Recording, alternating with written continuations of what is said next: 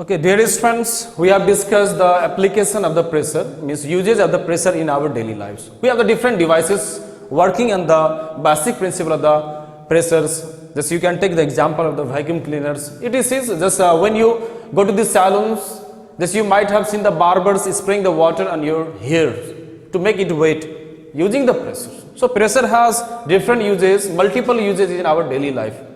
Means other examples, other uses, other application can be collected by yourself. Okay, you can search much more than that.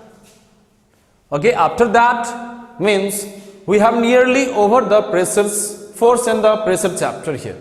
Now up to this chapter, what you need to remember here means what is force, definition of the force is its SI unit. You have to remember devices to measure,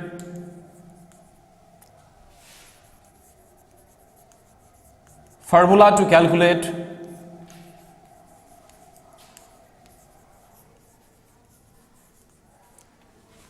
and nature of quantity. What kind of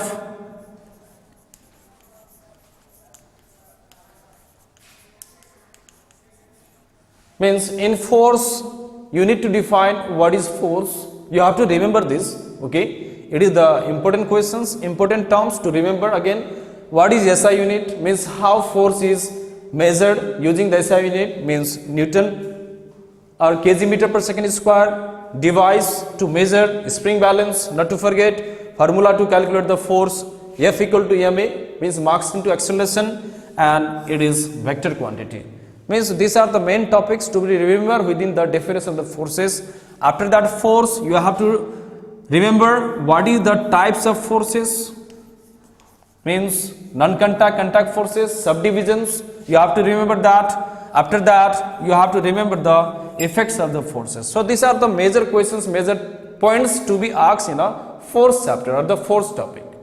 Means when you remember this with the multiple examples and whatever I have given earlier, the notes, you just deal with that. That is enough. And after this force, you need to just discuss the pressure. What is the pressure? What is the force for the pressure calculations? What is the SI unit of the pressure?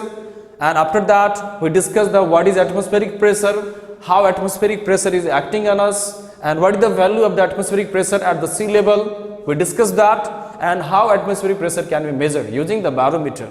And after that, we discuss the liquid pressure too. Means what is liquid pressure and how the liquid pressure can be calculated on the different levels, different height, different depths. We discuss that. And finally, at the end of the force and pressure chapter, I discussed here application of the pressure means usage of the pressure. Here it is. So when you remember all this topic means you should not have any problem in the force and pressure chapter. And rest when the school resumes, if any problem persists means try to discuss with me. Thank you. Good luck.